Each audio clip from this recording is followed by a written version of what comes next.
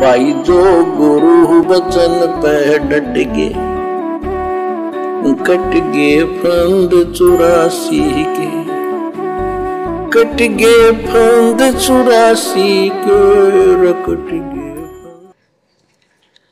और कबीर साहब कहते हैं गुरु बिन वेद पढ़े जो प्राणी, समझन सार रहे अज्ञानी। यदि इन्होंने गीता वेद समझे होते और पुराण समझे होते तो ये नहीं कहते ब्रह्मा विष्णु महेश से ऊपर कोई शक्ति नहीं है।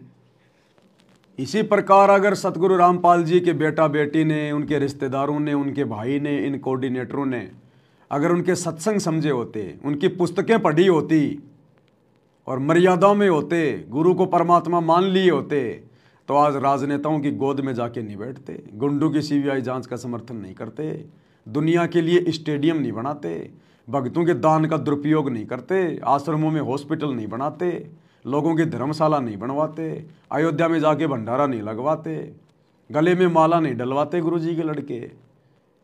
जैसे गुरुजी कह रहे हैं ना कि अगर इन्होंने वेद पढ़े होते तो क्या ये उल्टी साधना करते।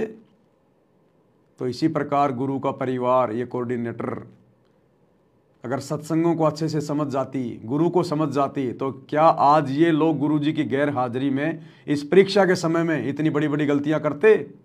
कभी नहीं करते। भाई और बहनों, अक्सर क्या होता है, जिन लोगों को ज्ञान समझ में आ गया, भक्ति समझ में आ गई, गुरु समझ में आ गया, तो उनको लगता है कि जैसा मुझे समझ में आ गया वैसा ही सबको समझ में आ गया होगा, सबको समझ में आ रहा होगा। लेकिन ऐसा होता नहीं है। आपको समझ में आ गया, ये आपका सौभाग्य, गुरु का आशीर्वाद, गुरु की मेहर। लेकिन जैसा आपको समझ में आ गया ऐसा सबको आ रहा होगा, ये मुमकिन नहीं है। परमात्मा कहते हैं खोकापुर में काग मिले दिन दोए रे, अरबों में कोई हंस हमारा होए रे। गुरु पद सेवे बिरला कोई, गुरु जो भक्ति की जो पद्धति बताएगा उसको कोई बिरला ही उस हिसाब से पूजा पाठ कर पाएगा, भक्ति कर पाएगा। गुरुपद सेव बिरला कोई, जहां पर कृपया साहिब की होई। जिस पर गुरु की विशेष मेहर होगी, रजा होगी, वही उनके द्वारा बताई गई भक्ति विधि को मर्यादा में रह के संपन्न कर पाएगा। हर किसी के बस की बात नहीं है। हाँ, भगत बने दिखाई देंगे एक नंबर के, जैसे इनके बराबर तो कोई भगत ही नहीं है। दुनिया को समझाएंगे, ऐसे समझाएंगे जैसे ये तो ज्ञान का भंडार है और खुद की मर्यादा एक भी नहीं है। तो परमात्मा को ऐसी काल की आत्माओं से भी कोई विशेष मतलब नहीं होता है। तो इसी प्रकार ये दुनिया वाले जो कर रहे हैं, साथ में संगत क्या कर रही है, उसने भी अपना विश्लेषण करना चाहिए। गीता वेद समझे होते और पुराण समझे होते तो ये नहीं कहते ब्रह्मा विष्णु महेश से ऊपर कोई शक्ति नहीं है। तो इससे सिद्ध है ये सब भ्रमित आत्मा है। काल ने इनको भ्रमित कर रखा है। उसने कह रखा था कि सबकी ऐसी दुर्गति कर दूंगा, कोई ठीक से समझ नहीं पाओगा। फिर क्या बताते हैं, तोड़े पाती आत्मघाती, मूड अनाड़ी जब से तारी, ताल मंजीरा मन नहीं थीरा, बहुविध नाचे नाम न बाचे, यो भी बैदा है बैदे से भेद अलैदा, यो भी बैदा के पत्ते फूल तोड़ के अपना जीवन नष्ट कर रही, आत्मघात कर रही। मूड अनाड़ी जड़ते तारी, यानी पत्थर की मूर्ति का आगे प्रार्थना लाओ, अरे तेरा गजब, अरे तेरा गजब भैयो, पत्थर की मूर्ति के आगे। सेम टू सेम वही काम काल ने इन आश्रमों में करवा रखा है। सतगुरु की 90% संगत वही गलतियां कर रही है। पत्थर की पूजा करे भूल गए सिरजनहारा। जो उनके महीने में वो कागज वाली, कबीर जी की समझे जाने वाली, दाढ़ी मूंछ वाली नकली फोटो, मुर्दा फोटो, उस पत्थर को भगवान मान के पूज रहे हैं, कबीर मान के पूज रहे हैं।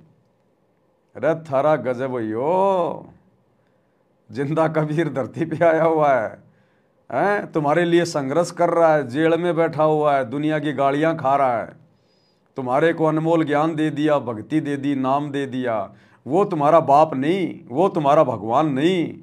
और वो पत्थर, वो एक मूर्ति, कागज का टुकड़ा, बेजुबान उसको जून के महीने में कबीर मान के तुम कबीर प्रकट दिवस मना रहे हो इन आश्रमों में। इसलिए परमात्मा कहते हैं आत्मघाती हो तुम, आत्मघाती, अपना खुद का सत्यानाश कर रहे हो। इतना ज्ञान देने के बाद भी गुरु को मानुष मान रहे हो, तो परमात्मा कहते हैं वो तो कुत्ते की योनि में जाने के काम कर रहा है। गुरु को मानुष जो गिने कर चरना अमृत का पान, ते नर नरक में जाएंगे जन्म जन्म बने समान। वो तो कई युगों तक लगातार कुत्ता बनेगा, कई जन्मों तक, जो सतगुरु रामपाल जी को अपने जैसा मानुष समझ के भक्ति करेगा। और मानुष समझने का मतलब है अपने गुरु के रहते सहते जून के महीने में उस कागज के टुकड़े में दाढ़ी मूछ वाली फोटो में कबीर भगवान देखना, कबीर प्रकट दिवस मनाना उस दाढ़ी मूछ वाली फोटो का। तो स्थिति वही है भाई और बहनों, ज्यादा कुछ नहीं है। खाली सतगुरु रामपाल जी से उपदेश ले लिया, भगत कहलाने लग गए, तो बस हम हो गए भगत, हम हो गए पार, हो गया हमारा मोक्ष, हम दुनिया से अलग हो गए। काल बहुत जबरदस्त चीज है।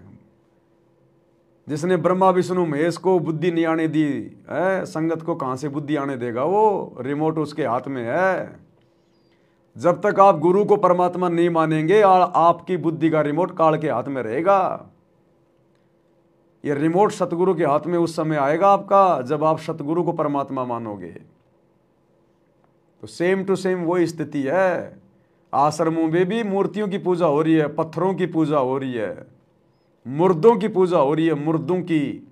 जिंदा को कोई नहीं पूज रहा, अपने गुरु को परमात्मा मान के उनका प्रकट दिवस कोई नहीं मना रहा इन आश्रमों में।